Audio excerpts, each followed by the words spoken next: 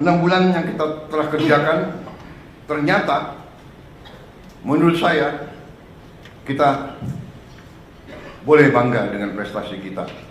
Dan untuk itu saya ingin mengatakan bahwa sungguh-sungguh saya apresiasi, saya terima kasih kepada semua menteri, wakil menteri, kepala badan, wakil kepala badan dalam tim kita, dalam Kabinet Merah Putih. Saya merasa kita bisa mencapai ini karena kerjasama yang baik di antara kita.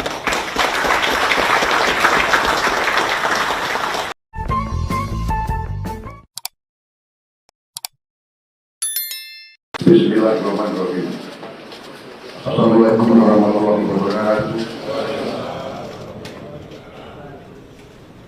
Selamat sore. Salam sejahtera bagi kita sekalian.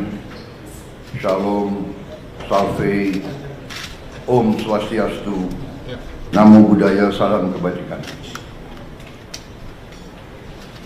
Yang saya hormati Saudara Wakil Presiden, Saudara Gibran Rakabuming Raka, para Menteri Koordinator, para Menteri, para Kepala Badan, Ketua Dewan Ekonomi Nasional, Jaksa Agung, Kepala BIN, Kapolri, Panglima TNI, dan para penasihat khusus Presiden yang saya hormati, para Wakil Menteri, Wakil Kepala Badan, dan para utusan khusus Presiden, seluruh anggota Merah Putih yang saya hormati dan yang saya banggakan.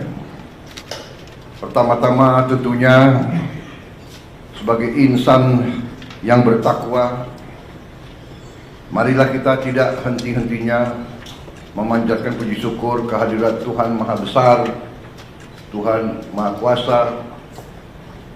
Bagi umat Islam, Allah Subhanahu wa Ta'ala,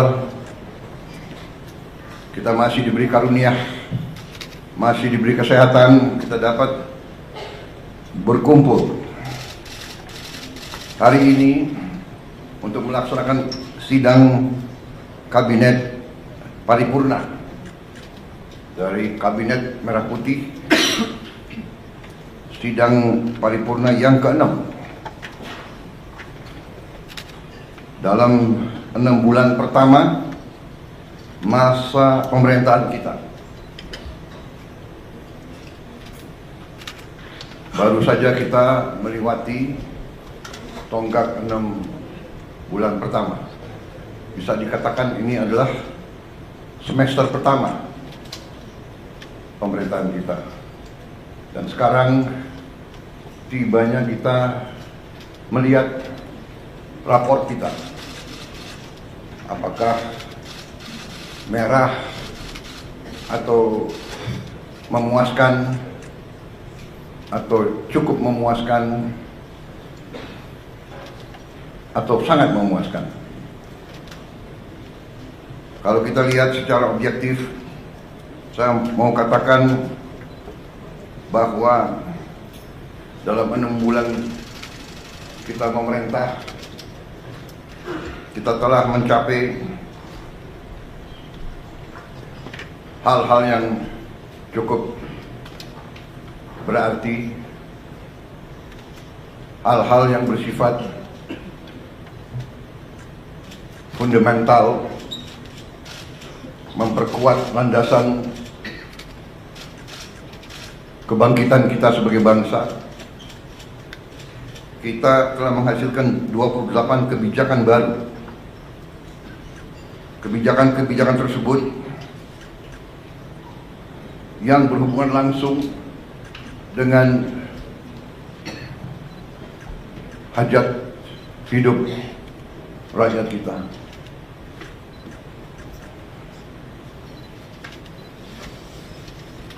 Hal-hal ini kita lakukan dalam waktu yang cukup singkat, yang tidak diperkirakan bahwa kita mampu mencapai itu dalam waktu yang singkat. walaupun 28 kebijakan baru, namun produk-produk untuk mencapai kebijakan-kebijakan tersebut saya hitung mungkin lebih dari 100, bahkan mendekati 200. Jadi satu kebijakan mungkin membutuhkan beberapa produk. Apakah itu Kepres, apakah itu PP, apakah itu Perpres, apakah itu Inpres, apakah itu sekedar hanya surat edaran. Tetapi inilah bagaimana kita menjalankan roda pemerintahan. Saudara-saudara sekalian, saya ingin kita secara objektif menilai diri kita. Kalau kita tidak objektif, kita bisa masuk jebakan bahwa kita menganggap diri kita sudah mampu padahal kita tidak mampu. Kita sudah melihat bahwa arah kebijakan kita benar padahal tidak benar. Saya ingatkan agar kita sadar bahwa pemerintahan sebuah republik, apalagi republik sebesar kita, republik yang mewadahi dan menaungi 280 juta manusia lebih.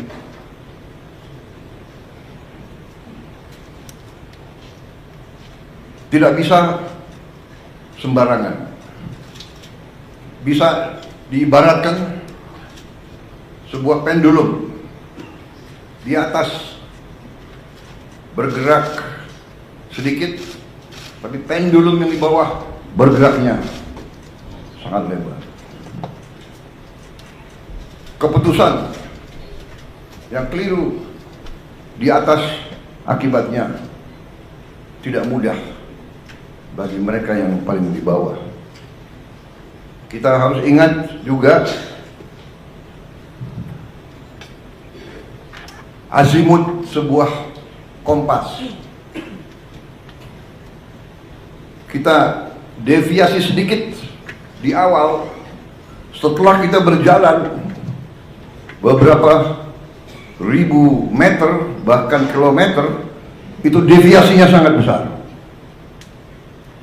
Di awal deviasi kita 1 derajat, di ujungnya sudah menyimpang jauh sekali.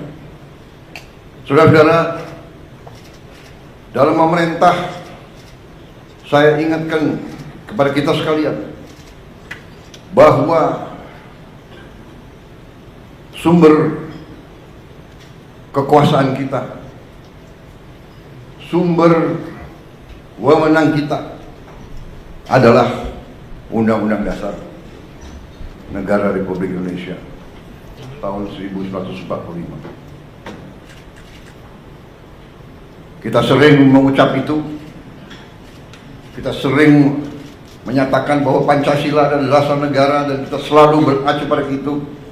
Tapi marilah kita jujur kepada diri kita sendiri. Apakah kita benar-benar sudah menggunakan Pancasila dan Undang-Undang Dasar 1945 dengan sebenar-benarnya atau tidak? Karena menurut pendapat saya, Undang-Undang Dasar kita, Undang-Undang Dasar 1945, sungguh suatu produk yang luar biasa. Tetapi sebagaimana saya katakan, menurut pendapat saya, elit bangsa telah sadar atau tidak sadar deviasi daripada Undang-Undang Dasar 45.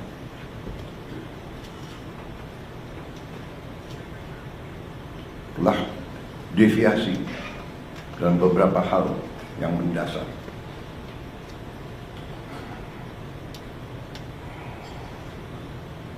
Kalau kita deviasi yang saya katakan, di awal penyimpangannya sedikit, di ujungnya penyimpangan yang besar. Saya ingatkan bahwa rancang bangun Undang-Undang Dasar 1945 kita luar biasa. Rancang bangun yang telah dibuat oleh pendiri bangsa kita luar biasa. Kenapa? Karena pendiri-pendiri bangsa kita mengalami penjajahan, mengalami imperialisme, mengalami penindasan, mengalami kapitalisme yang dibuat untuk menjaga bahwa rakyat kebanyakan tetap miskin. Pendiri-pendiri bangsa kita mengalami penjajahan imperialis. Dua imperialis yang dialami, Barat, Belanda, dan Jepang. Sekarang kita baik, dan kita harus baik. Kita tidak mau dendam. Kita tidak dendam sama bangsa Belanda. Tidak. Kita tidak dendam dengan bangsa Jepang. Tapi kita pernah dijajah, pernah ditindas. Kekayaan kita diambil terus-menerus.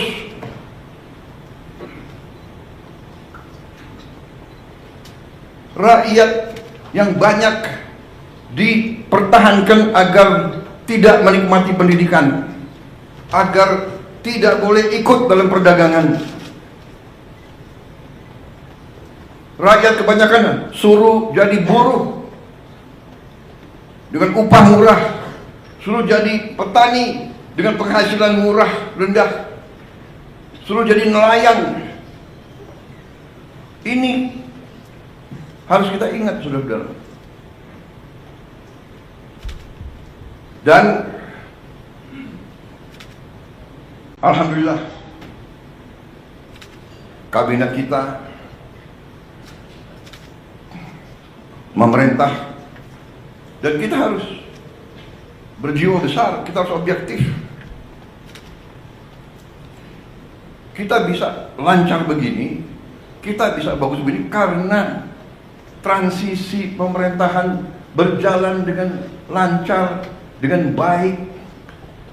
Saya dibilang apa itu? Presiden boneka. Saya dikendalikan oleh Pak Jokowi. Ya, seolah Pak Jokowi tiap malam telepon saya. Saya katakan itu tidak benar. Bahwa kita konsultasi, iya, itu seorang pemimpin yang bijak, yang konsultasi, minta pendapat, minta saran. Beliau 10 tahun berkuasa. Saya menghadap beliau, nggak ada masalah. Saya menghadap Pak SBY, tidak ada masalah. Saya menghadap Ibu Mega, tidak ada masalah. Kalau bisa menghadap Gus Dur, nggak bisa.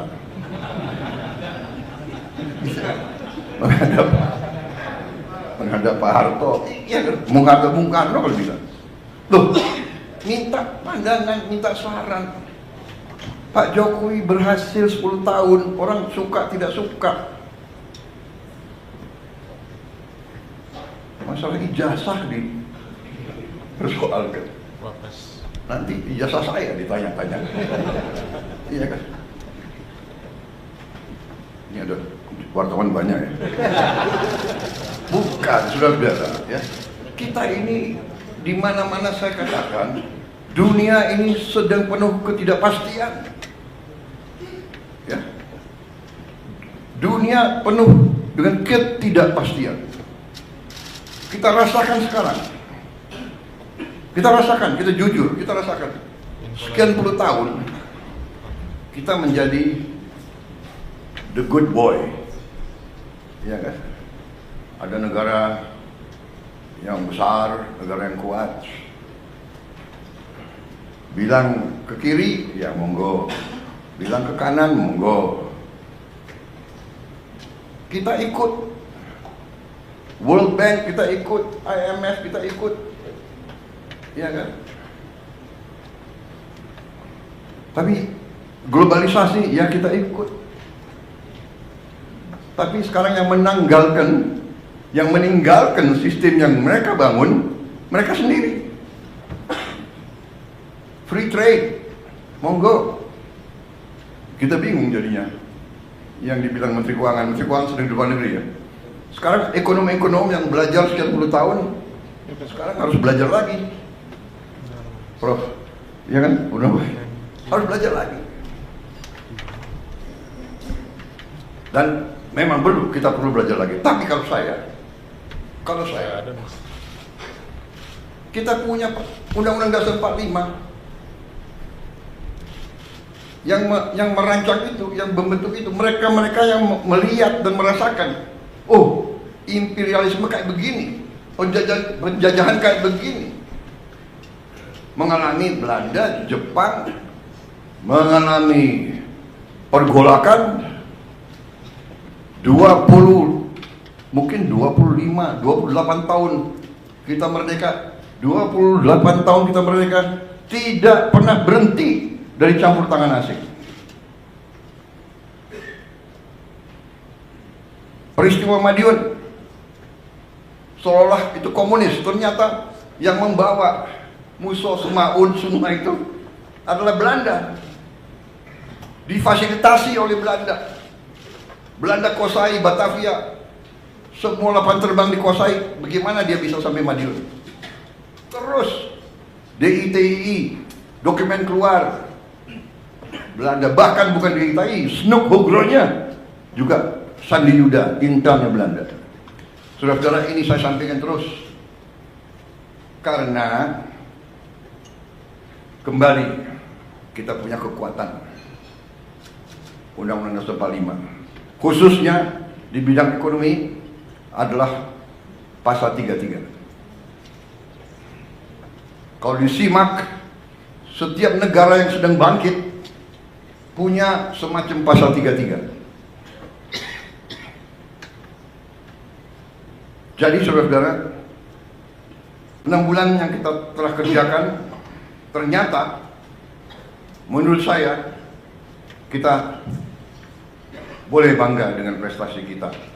Dan untuk itu saya ingin mengatakan bahwa sungguh-sungguh saya apresiasi, saya terima kasih kepada semua menteri, wakil menteri, kepala badan, wakil kepala badan dalam tim kita, dalam kabinet merah putih. Saya merasa kita bisa mencapai ini karena kerjasama yang baik di antara kita. Saya merasakan teamwork. Dalam 6 bulan kita kabinet paripurna hanya 6 kali. Ratas-ratas juga tidak terlalu sering.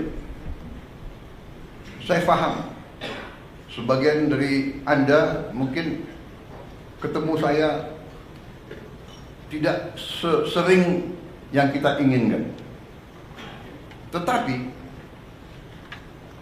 hasil kita,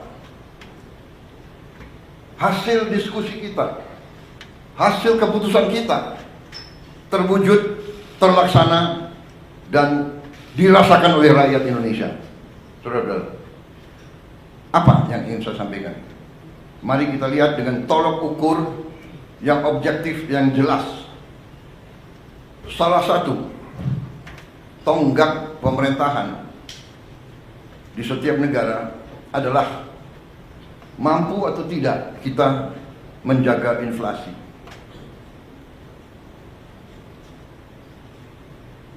Inflasi kita salah satu terendah di dunia, mungkin di antara 5 negara yang terendah di dunia.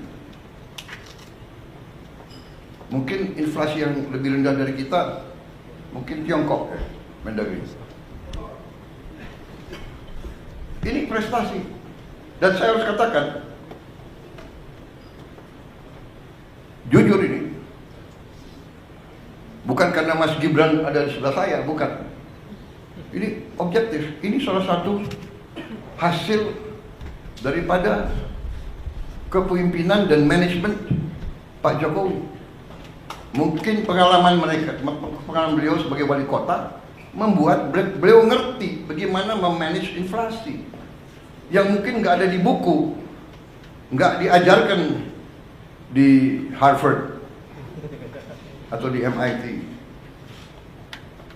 Ada lulusan Harvard nggak di sini? Saya tidak. Saya sangat kagum sama Harvard. Saya ingin masuk dulu, nggak bisa masuk. Bisa masuknya ke toko bukunya aja. Yang penting Harvard.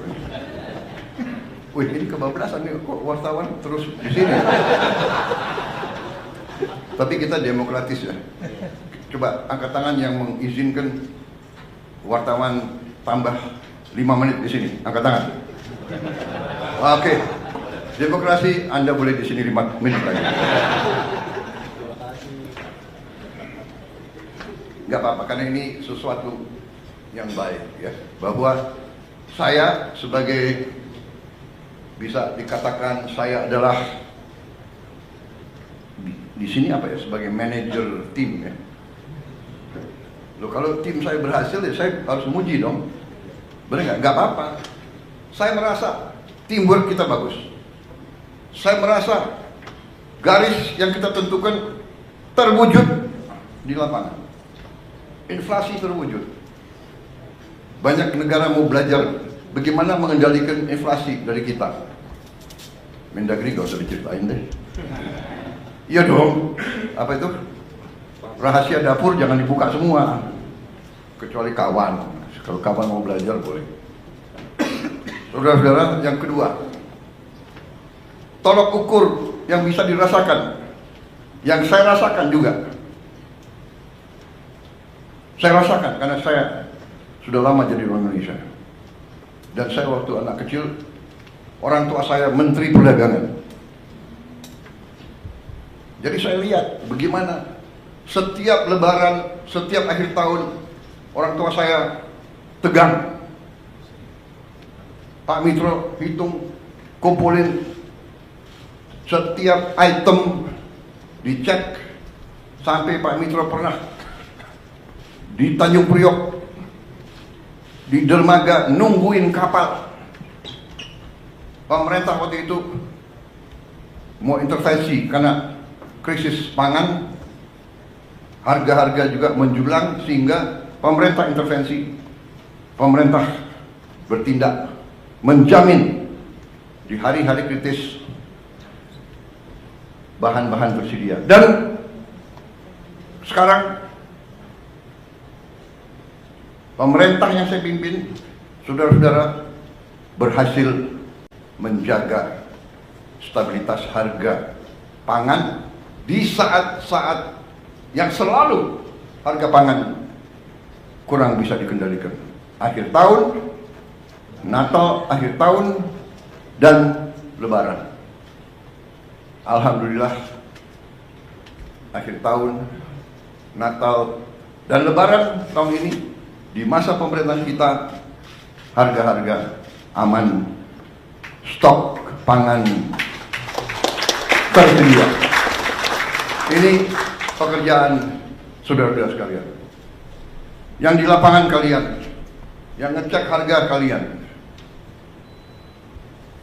Mudik berjalan dengan lancar. Saya dapat laporan mudik kita adalah sekarang terbaik sepanjang sejarah. Angka kecelakaan terendah sepanjang sejarah, turun 30%. Dan meningkat yang mudik, lebih besar dari tahun yang lalu. Ada kelompok-kelompok negatif ya, mudiknya berkurang.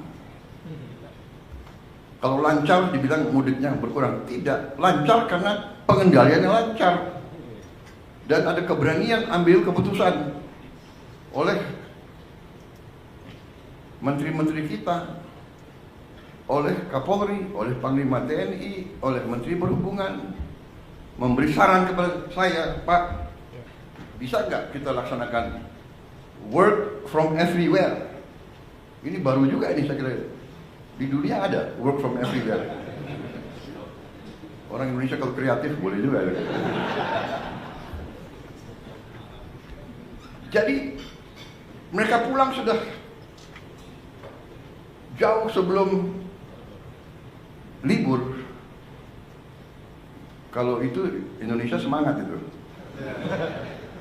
Pulang sebelum libur. Tapi ini ya, ini keberanian ambil keputusan. Saya bilang, oke, saya ambil tanggung jawab, silakan. Jadi ini tolok ukur tonggak yang bisa dirasakan. Belum lagi masalah-masalah sekian puluh tahun yang lalu. Hutang orang kecil yang sebenarnya sudah dihapus oleh bank-bank masih dituntut. Jutaan petani kita, jutaan rakyat kecil kita tidak bisa pinjam lagi, terpaksa dia pinjam dari rentenir, dari pinjol, pinjaman online, rentenir yang gila, bunganya harian, luar biasa.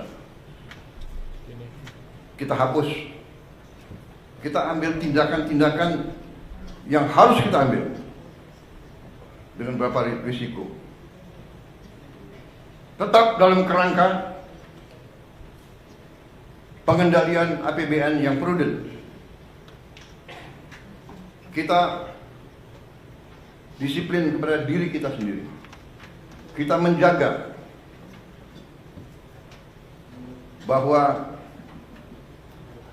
kita pelihara defisit kita tetap 2,5% dari GDP kita. Tidak ada kewajiban. Uni Eropa saja yang lahir dengan angka tersebut dalam perjanjian Maastricht, ya. Tahun berapa itu? Maastricht, Pak Anggito, 2090-an. Maastricht Treaty mematok defisit anggaran untuk anggota-anggota Uni Eropa di 3%. Kita karena ingin menjadi nice boy, kita ikut Maastricht Treaty. Untuk kita tidak akan punya defisit lebih dari 3%. Padahal saudara-saudara, Jerman, Prancis, Italia, mereka sudah jauh di atas 3%. Mereka melanggar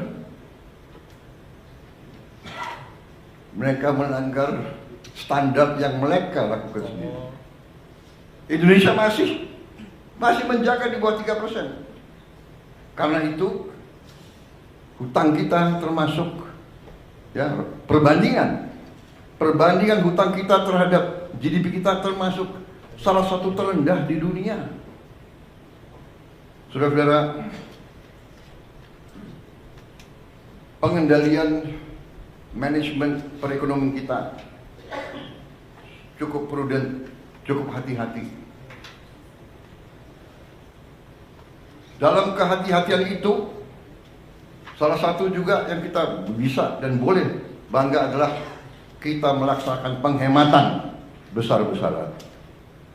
Penghematan besar-besaran inilah yang memungkinkan kita melaksanakan program-program yang strategis. Yang pertama, saya juga sampaikan penghargaan saya bahwa kita mampu menggelar roll out program makan bergizi gratis kita. Tanggal 6 Januari di roll out dan terus menerus dilaksanakan Kayak di belakang-belakang. dengan kehati-hatian, tahap demi tahap, sampai hari ini saya dapat laporan barusan sudah lebih dari 1.000 titik. 1.000 berapa? 1.286. Yang total penerima makan bergizi sekarang sudah di atas 3 juta. 3,4 juta di awal Mei, dan diperkirakan akhir Mei akan mencapai 4 juta. Dan di akhir Juni akan mencapai 6 juta. Dan di akhir Juli akan mencapai 22 juta. Akhir Agustus 22 juta.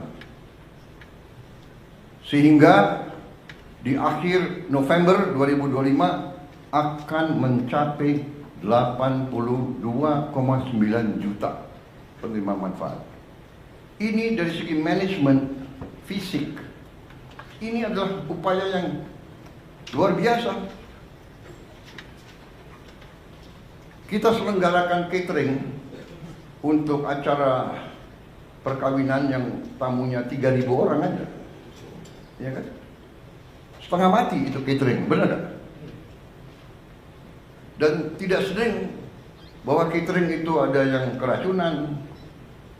Makan biasanya catering itu kalau di kawinan catering makannya ya begitu-begitu aja kan. Sudah mahal, ya kan? Saudara-saudara, hari ini memang ada yang keracunan. Yang keracunan sampai hari ini dari 3, sekian juta, kalau tidak salah di bawah 200 orang. Yang nginep, yang rawat nginep hanya 5 orang. Jadi bisa dikatakan yang keracunan atau yang nggak perutnya nggak enak sejumlah 200 orang itu 200 dari 3, sekian juta, kalau tidak salah adalah 0,005. Berarti keberhasilannya adalah 99,99%. Di mana ada usaha, ya, usaha manusia, di mana di bidang pekerjaan apapun, kalau 9,99% keberhasilan, oke dong. Walaupun kita tidak boleh cepat puas, Pak Dadan ya.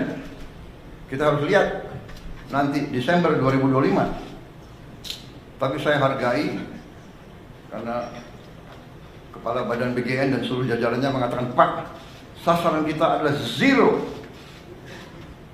zero penyimpangan, zero kesalahan. Dan kita mengerti, tidak gampang. Di dapur itu yang bekerja 50 orang, satu dapur yang bekerja 50 orang. Ya kan? Yang saya sidak bagus, pakai tutup kepala, sarung tangan, baju kayak apa itu? APD.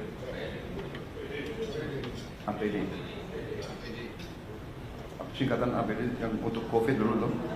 Alat pelindung diri, Pak. Alat pelindung diri. Ada. Harus buka sepatu. Presiden disuruh buka sepatu. Saya patuh. Presiden buka sepatu. Ada pas pampres yang nggak buka sepatu.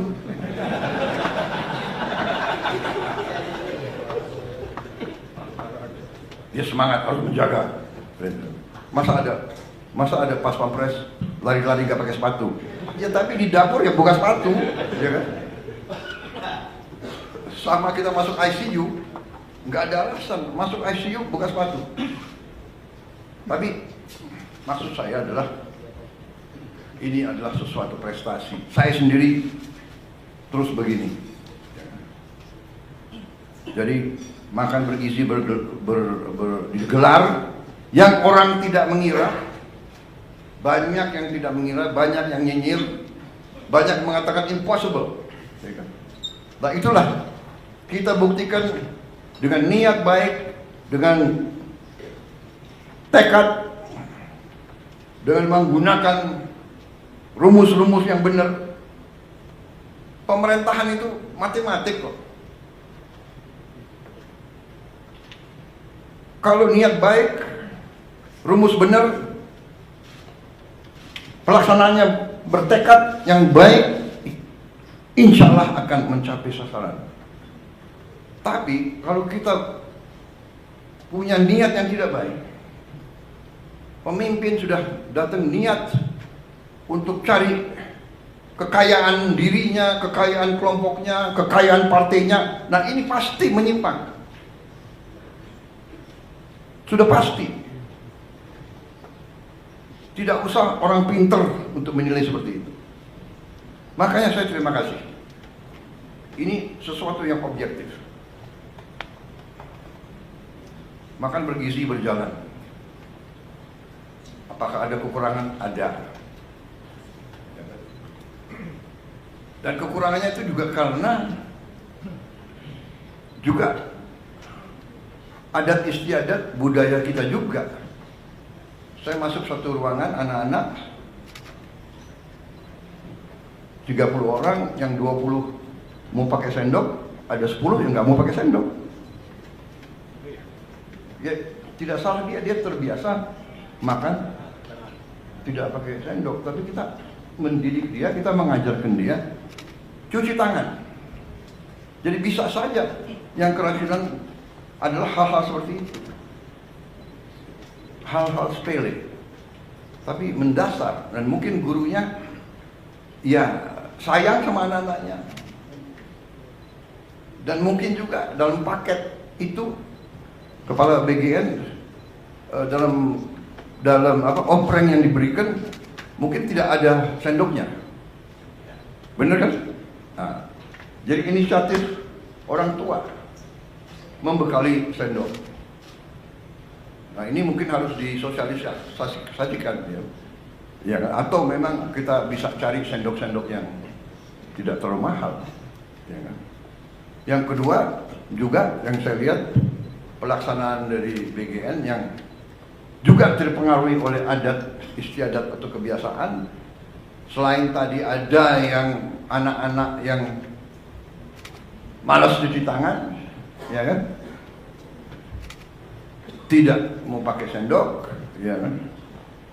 Ada juga, maaf, yang nggak biasa dengan makanan-makanan. Sebagai contoh, ada yang pertama-tamanya kalau dikasih susu, dia nggak cocok kasih susu karena dia tidak pernah minum susu seumur hidupnya. Itu namanya lactose intolerant. Ya, tapi setelah berapa minggu, kalau pertama-tama saya kira 2 minggu pertama dia akan, istilahnya akan apa? Diare. Ya kan? Karena ada wartawan, saya pakai istilah yang ilmiah, diare. Kalau istilah sehari-hari apa? Saudara-saudara, masalahnya itu dia nggak pernah minum susu. Kita kasih susu, dia butuh waktu penyesuaian. Tapi on the whole, makan bergizi ini adalah sesuatu yang menurut saya cukup membanggakan. Banyak pimpinan negara datang ke Indonesia yang dibahas antara lain makan bergizi.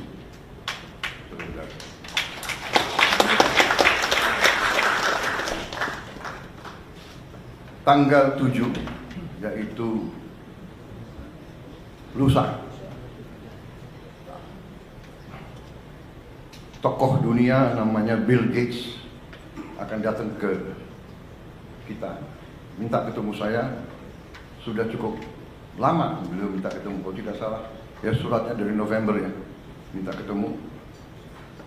saya terima antara lain mau menyatakan dukungan dan penghargaan atas makan bergizi kita.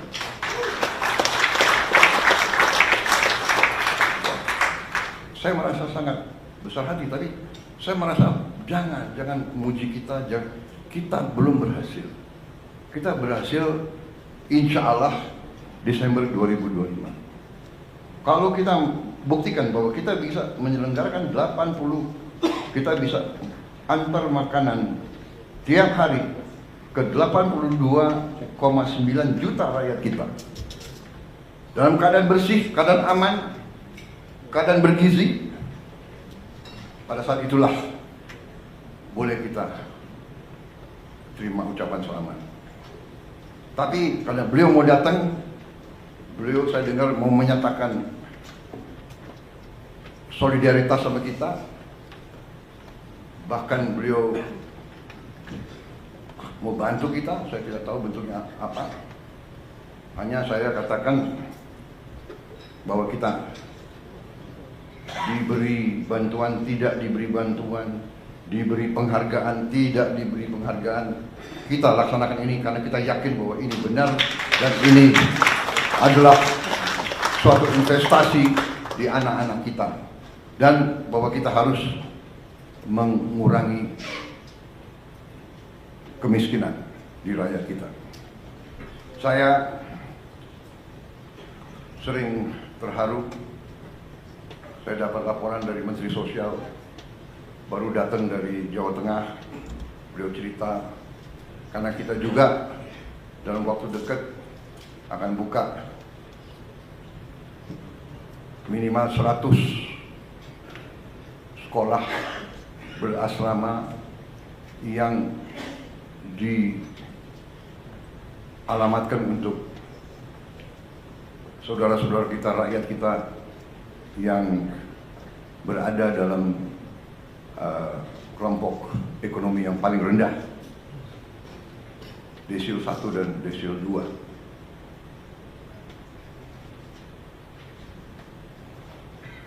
Niat ini mungkin akan terwujud dalam tahun ini juga. Menteri Sosial dan Menteri Pendidikan Dasar Menengah bertekad bahwa 53 sekolah akan digelar bulan Juli ini. Bolak-balik saya katakan, jangan dipaksa, ya. Berbuat, tapi kita tidak usah ngejar tanggal. Yang penting kita berbuat. Tapi mereka yakin, mereka ingin mendapat hasil terbaik cepat. Saya silakan. Tapi ujungnya nanti saya kira ini akan sangat dirasakan oleh orang yang paling bawah. Tapi kembali kepada prestasi kita selama 6 bulan. Karena ini keputusannya memang dalam waktu 6 bulan, ya, keputusan, kebijakan, mereka sudah kerja. Dikdasmen, Mensos sudah bekerja keras, sehingga kita sudah mendapat tawaran dari bupati-bupati dan wali kota seluruh Indonesia. Lebih dari 200 bupati wali kota sudah menyiapkan lahan. Karena saya katakan, kalau Pemda siapkan lahan, kita bangun. Dan kita sudah siapkan anggaran APBN. Ternyata sambutannya lebih dari 200, ya, Mensos sudah siapkan lahan antara sekitar 5 hektar sampai 8 hektar. Lumayan. Sekolah SD, SMP, SMA 5 hektar saya kira jarang tuh di Indonesia. Saya tadinya minta 20 hektar. Maksud saya antusiasme dari bawah. Jadi Dikdasmen sama Kemsos dibantu KL-KL lain merencanakan ini sudah sangat teliti sampai mereka tahu titiknya di mana. Dan ini nanti sekolah-sekolah ini di titik kantong-kantong kemiskinan yang paling susah, paling miskin itu kita dirikan. Mereka sudah sampai demikian, mereka sudah tentukan persiapannya sudah cukup matang. ini saya kira akan dimatikan 2-3 minggu lagi dan akan dilaksanakan dengan baik. Dan kita sudah merancang biaya pembangunan kampus tersebut yang cukup menurut saya hemat tapi bagus. Kemudian saudara-saudara, salah satu prestasi kita yang dirasakan, yang real dan tidak bisa dibuat-buat adalah bahwa produksi beras dan jagung kita, saya dapat laporan sekarang sangat berhasil, bahkan dibandingkan dengan tahun-tahun terdahulu.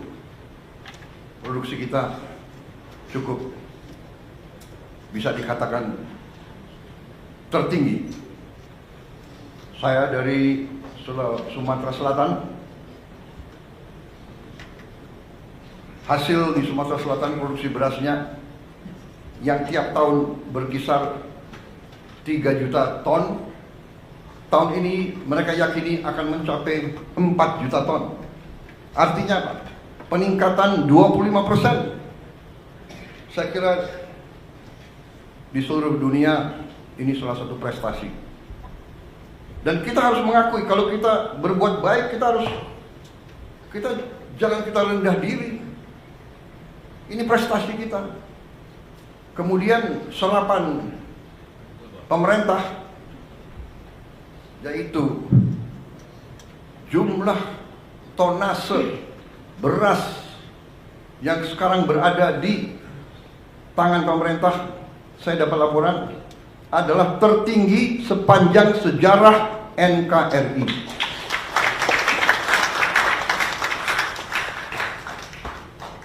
Belum pernah kita, pemerintah, menguasai, memiliki jumlah tonase beras sebesar sekarang. Saudara-saudara, ini suatu prestasi. Dan ini prestasi bukan datang begitu.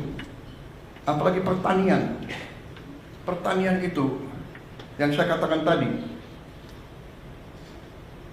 azimut kompas, salah kecil akibatnya buruk. Kita tidak memperhatikan cuaca, El Nino, kekeringan, La Nina.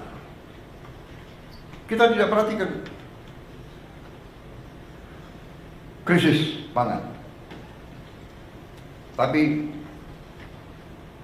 alhamdulillah pejabat-pejabat kita mengerti, mampu. Bukan saya suka muji-muji, tidak, tapi saya namanya kepala sekolah, kalau ada kan, ada yang berprestasi, saya harus kasih tahu prestasi, benar nggak? Jadi dalam hal ini saya lihat tim pangan, Menteri Pertanian dan timnya, Menko, semua fokus. Untung aja Menteri Pertanian ada di Jakarta hari ini, hadir. Biasanya saya cari, nggak ada. Di mana? Kalimantan Barat, di mana? Jambi, di mana? Duanya, menteri dan wakil menteri, udah hitam sekali. Berarti ini menteri dan wakil menteri mana benar-benar bekerja.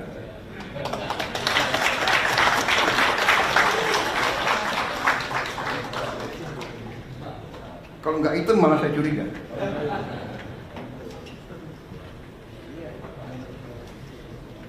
Akhirnya Pak Natalius Pigai pengen jadi Menteri Pertanian.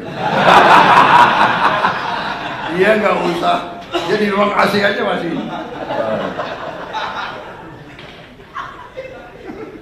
Saudara-saudara, ini suatu prestasi saya. Saya merasakan karena hari ini saya terima tadi pagi, saya terima Saudara Hun Sen dari Kamboja. Dia 38 tahun jadi Perdana Menteri. Sekarang dia naik jadi Presiden Senat. Ya. Dia datang, yang pertama dia bicara. Karena tadi yang jemput beliau adalah Menteri Dalam Negeri. Ya. Yang pertama disampaikan adalah kami perhatikan bahwa prestasi Indonesia luar biasa. Produksi berasnya sangat naik sampai berlimpah. Ini akan berpengaruh kepada kita. Karena biasanya Indonesia beli beras dari kita. Tapi tahun ini Kamboja harus cari pasar baru. Karena Indonesia tidak akan impor. Benar tadi Mendagri. Datang ketemu saya, itu lagi yang disampaikan. Selamat, sukses. Produksi saudara luar biasa. Kemudian kebijakan-kebijakan yang saudara ambil ya, menjadi perhatian. Kita sih dinilai tidak dinilai, kita hanya kerja, kita tidak mau. Tapi alhamdulillah, ya kan? Dan kita nggak boleh takut. Jadi kalau ibarat kita di kelas, di sekolah, ya kan? Kalau kita belajar benar, kita ikut ujian yang benar, nilai kita bagus, pasti ada yang nggak suka sama kita kan? Yang nggak mau belajar nggak suka sama kita, ya kan? Wah dia mau lulus sendiri gitu. Padahal belajar, bekerja gitu. Kita tidak berbuat yang aneh-aneh, ya. Pakai logika. Jadi waktu berapa bulan yang lalu, yang saya katakan prestasi ini kita bisa surplus produksi Februari, Maret, April, Mei, yang Menteri Pertanian tidak sedikit jasanya Pak Jokowi sebagai Presiden. Benar Menteri Pertanian? Sekali lagi ini saya bukan ngolor untuk apa, ya kan? Beliau udah di Solo, ya kan? Tapi saya harus katakan, karena itu benar. Beliau masih Presiden. Kebetulan Menteri Pertanian lowong, kosong kan? Iya kan? Pejabat sebelumnya ya ada masalah sedikit, kosong. Saya ketemu Saudara Amran, saya lihat bahwa ini masuk akal. Dan beliau pernah jadi Menteri Pertanian, beliau pernah mencapai swasembada pangan. Saya datang ke Presiden Jokowi, Bapak Presiden, karena Kementerian Pertanian kosong, saya usulkan Saudara Amran Sulaiman, Menteri Bapak Kabinet pertama. Mungkin Pak Jokowi terkesan juga sama saya kan? Ini Menteri Pertahanan kok mengusulkan Menteri Pertanian. Orang selalu tanya, apa hubungan pertahanan dan pertanian? Iya, tanpa pangan nggak ada tentara. Mau perang pakai apa? Pakai senjata, nggak ada makan, ya nggak bisa jalan prajurit itu. Dan yang kedua, Menteri Pertahanan waktu itu, ya kan, terpilih sebagai presiden yang akan datang waktu itu. Iya kan? Jadi saya berkepentingan, ini saya salah. Pak Jokowi dalam hati Pak Jokowi berpikir pasti begini. Nanti Mas Gibran tanya beliau, tanya Bapak. Ini Menhan saya kan ketua Gerindra. Kenapa nggak usulkan kader Gerindra? Nah, karena saudara-saudara, ini saya ajak. Karena kalau udah urusan negara, bangsa dan rakyat, partai harus kedua. Partai harus kedua. Saya pun dari partai-partai yang ada, saya selalu minta, Anda silakan, tapi saya minta yang saudara ajukan yang terbaik, yang capable. Konsensus kita adalah seperti itu. Benar Pak Sur? Benar Pak Ketua Golkar? Benar kan? Mas Ahaye, benar? Caimin? Silakan. Tapi saya minta yang terbaik. You yakin? Saya terima. Alhamdulillah. Jadi saudara, akhirnya Pak Jokowi terima, beliau dilantik, dan kita lihat masalah, beliau lihat masalah, kita datang lagi ke Pak Jokowi. Saya ingat berapa kali saya didampingi Panglima TNI dan Kapolri. Kenapa? Panglima TNI dan Kapolri ikut urus pangan, karena pangan adalah sumber dari sebuah negara. Kalau pangan tidak aman, negara tidak aman. Dan mereka sadar kalau tidak aman, yang pusing tentara dan polisi. Saya datang didampingi Panglima TNI, Kapolri, Menteri Pertanian, Menteri Keuangan, minta dana tambahan untuk apa? Mengatasi kekeringan. Dan cara mengatasi kekeringannya apa? Sangat sederhana. Ternyata Menteri Pertanian mengatakan, Pak, ini kalau tidak ada air, kita nggak bisa. Tapi Pak, ada jalan keluar. Kenapa? Karena di Indonesia banyak sungai yang tidak pernah kering. Di Jawa Timur Kali Berantas, di Jawa Tengah Bengawan Solo, di Jawa Timur Citarum, di Jawa Barat Citarum, di Jambi, di Riau, di Sumatera Selatan, di Kalimantan, luar biasa itu sungai-sungai. Yang besar, kuncinya adalah pompa. Waktu itu kita cari uang untuk 80.000 pompa yang harus kita adakan sebelum musim tanam. Ya setengah mati waktu itu. Sudah dapat itu, saya nggak tahu Menteri Pertanian silapnya kayak apa, ya kan? Uang dari mana beliau alihkan? Kita berhasil datangkan sekian puluh ribu pompa. Yang pasang siapa? Yang terpaksa kita minta lagi dari TNI, dari Polri, bantu. Akhirnya, alhamdulillah, sekarang kita aman karena tindakan sekian bulan yang lalu, sekian tahun lalu. Jadi sekali lagi saudara-saudara, saya mau katakan, alih kekuasaan, transisi yang baik, ya, pendahulu mendukung pengganti, serah terima yang baik, kita akan maju. Makanya saya katakan, pembangunan bangsa, perjalanan bangsa itu adalah sebuah usaha panjang.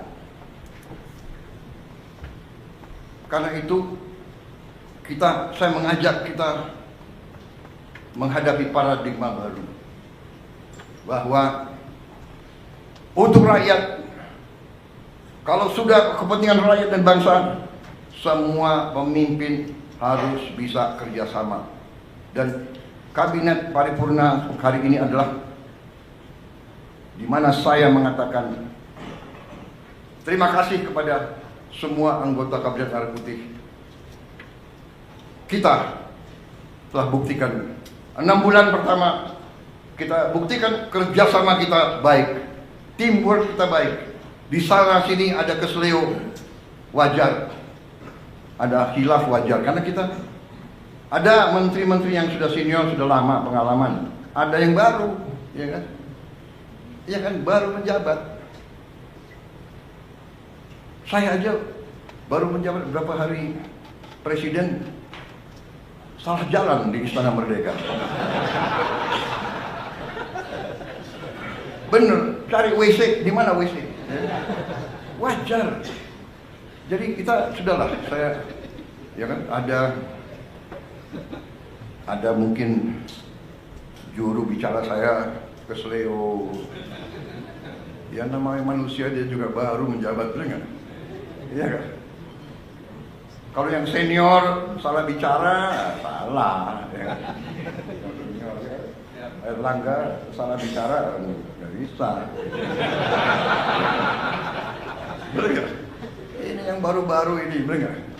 Natalius PG, ya semua maklum lah. Pak Natalius PG itu sekarang pakai sepatu, pakai kaos kaki. Ini nanti dicek loh, anggota kabinet yang nggak pakai kaos kaki ini.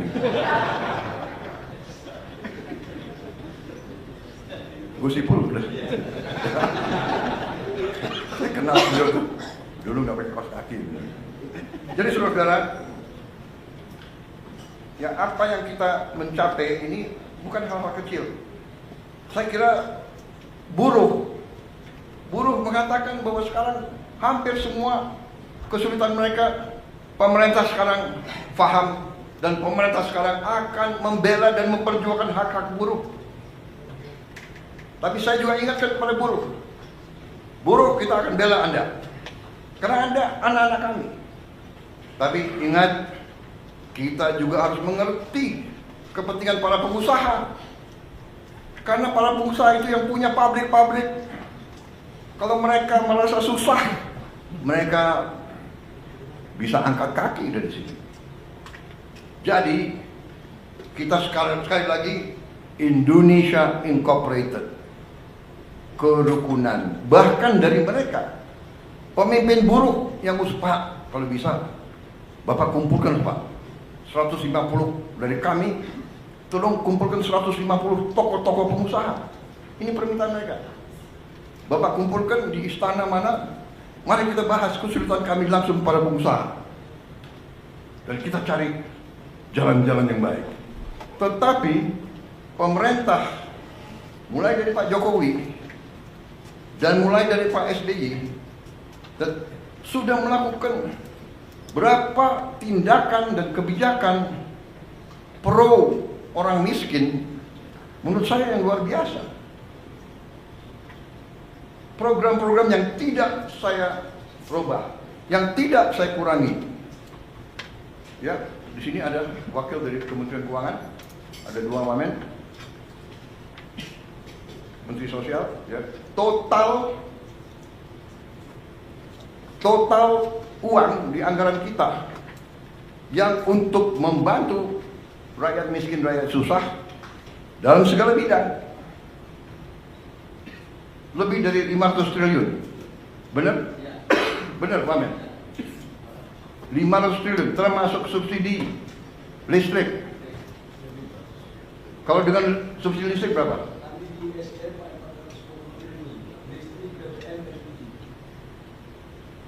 Di Kemsos 500.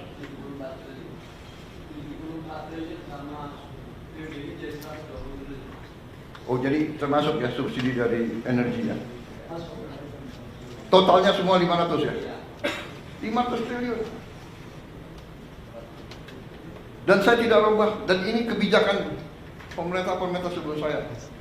Ini adalah, we are a real welfare state. Jadi saya juga katakan kepada para pengusaha, upah saudara bisa relatif masih, upah yang kau kasih ke pekerja relatif bisa dikatakan rendah dibandingkan tetangga-tetangga kita. Karena pemerintah memberi bantuan tunai langsung, ya, ada keluarga harapan, transfer langsung dan sebagainya, totalitasnya 500 triliun. 30 miliar dolar lebih.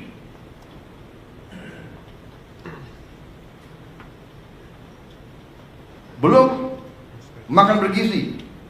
Ini keberpihakan lagi, anaknya buruh, anaknya semua diberi makan.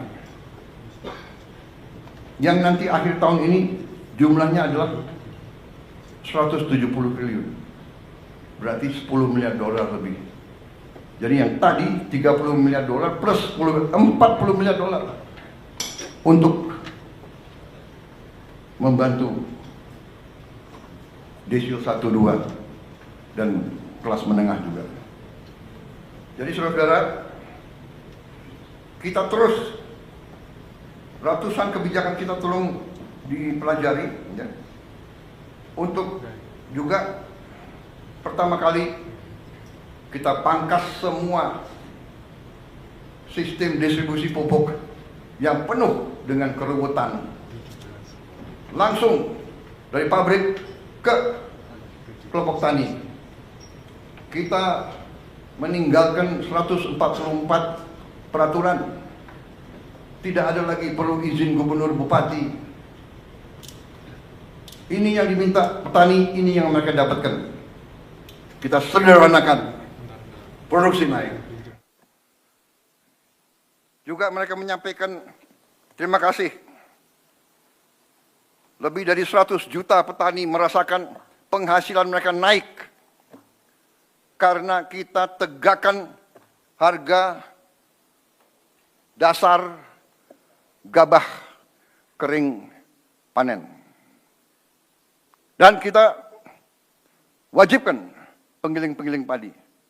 Dan saya memberi peringatan, penggiling-penggiling padi yang bandel, yang beli setelah panen, yang beli dengan harga serendah-rendahnya, kita cabut izin usahanya. Saya tidak main-main, karena di tangan saya adalah Undang-Undang Dasar 1945 pasal 33 yang memberi saya wewenang sumber-sumber produksi yang menguasai hajat hidup orang banyak dikuasai oleh negara dan dipergunakan sebesar-besarnya untuk kemakmuran rakyat. Dan saya tidak akan ragu-ragu menggunakan itu. Saya tanya hakim-hakim agung, ini bagaimana interpretasinya? Tidak usah diinterpretasi Pak, itu sudah jelas. Apakah penggiling padi menguasai hajat hidup orang banyak? Menguasai. Jadi dia harus ikut. Anda boleh untung, tapi jangan untung sebesar-besarnya di atas penderitaan petani. Tidak bisa. Silakan pilih.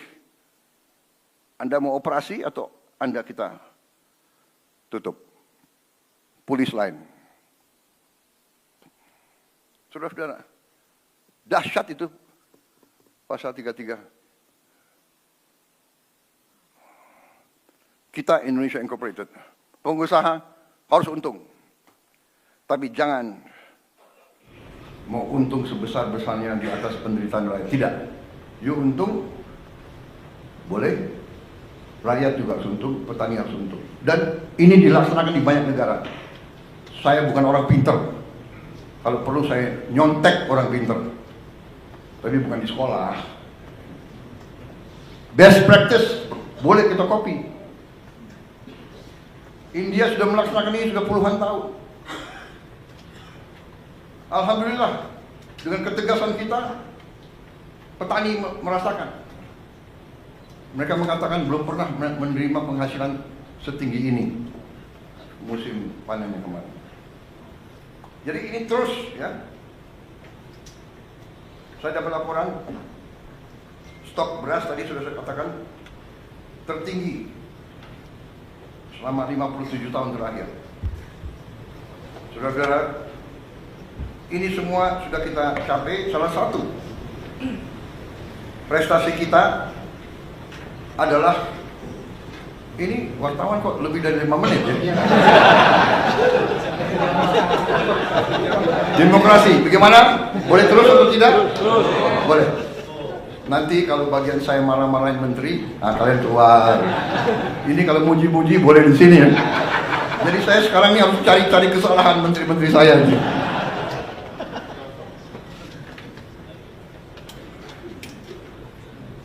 Tapi enggak, saya jujur, saya cari-cari kesalahan, mana kesalahannya. Saya lihat saudara bekerja dengan baik kok. Ya kan? Ya bagaimana? Saya ibarat saya kepala sekolah. Murid saya berprestasi. Ya gimana dong? Ya kan? Yang nakal-nakal tegur, ya kan? Saudara, salah satu prestasi yang perlu kita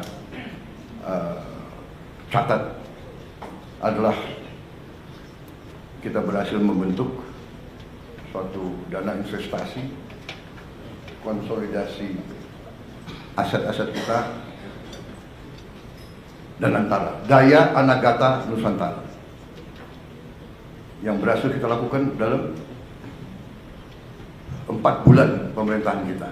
Kalau tidak salah, bulan Februari 24. Benar ya? Februari 24 kita sudah hitung tanggalnya. Harinya hari Kamis atau tidak? Pokoknya 24 Februari 2025. 2 tambah 4 6, ya kan? Bulan 2 6 tambah 2 8. Ke 2025 adalah 9 ya. 8 tambah 9 17. 1 tambah 7 8. Berarti itu tanggal baik dan antara berhasil.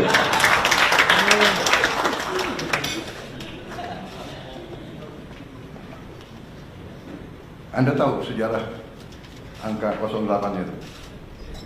Yang kasih angka itu Pak Luhut Panjaitan. Karena beliau komandan, saya wakil.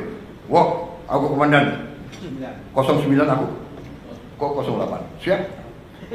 Melekat terus sampai presiden harus angka 8. Saudara-saudara, dan antara ini sesuatu yang luar biasa yang kita tidak sadari bahwa kita begitu kaya.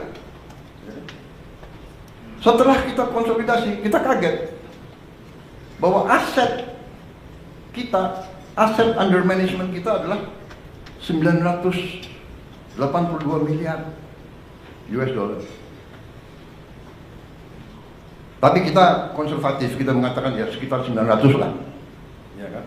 Dan kita katakan ini aset under management. Ya. Ada yang mengatakan ini dan itu, ya, ada TBK saham, tapi kita manage itu. That's what we are saying. Tahu-tahu kita baru sadar ada aset lagi. Saudara-saudara, Senayan itu, kompleks GBK Senayan, itu nilainya, saya diberitahu oleh para pengusaha, nilainya adalah 25 miliar dolar 10 tahun yang lalu. Jadi sekarang mungkin nilainya naik. Pak Rosan, mungkin apa? 30 miliar? 30 ada. Berarti kalau 982 tambah 30, kita sudah tembus 1 triliun US dollar. Yang terus terang aja banyak pemimpin kita tidak mengerti. Nah ini kadang-kadang pandainya beberapa birokrat kita, aset disembunyikan. Saya minta menteri-menteri kaji, menteri-menteri yang punya aset banyak. Ini aset disembunyikan, nggak tahu nanti lama-lama udah ganti 3 kali menteri, 4 kali menteri, 3 kali presiden, bisa diapakan. Banyak aset negara itu hilang, nggak jelas. Saudara-saudara, negara-negara yang kuat, tanah, itu pasal 33, bumi dan air dan semua kekayaan yang terkandung di dalamnya dikuasai negara. Selama sekian puluh tahun, Senayan nggak jelas. Yang ini dikuasai ini, yang itu dikuasai itu, ya kan? Kemudian kita lupa, selain Senayan adalah sekitar 200 hektar, kurang lebih ya, Menteri BUMN, benar, Mensesnek. Ternyata ada lagi, Kemayoran itu 400 hektar lebih. Mensesnek, kok ketawa-ketawa lagi? 400 hektar lebih berarti ya mungkin 40 miliar dolar itu. Ya kan? Nanti itu pun akan kita serahkan dikelola oleh Danantara. Berarti sudah mungkin 1040 triliun. Belum lagi kita cek aset-aset yang ada di seluruh Indonesia. Pak Nusron ada? Nanti saudara teliti ya. Luar biasa kaya kita. Cek semua konsesi-konsesi HGO, HGB yang sudah jatuh tempo.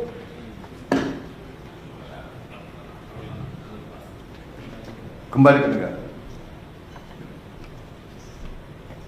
We are very rich. Sekarang saya gagah kemana-mana. Tuh, Indonesia punya sovereign wealth fund.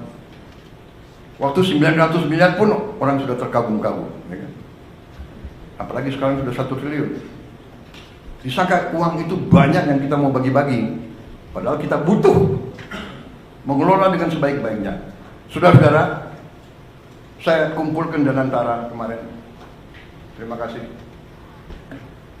Menteri BUMN, terima kasih Ketua Belantara. 800 BUMN saya kumpulkan di Senayan. Waduh, ini ada wartawan. Baik, terima kasih wartawan.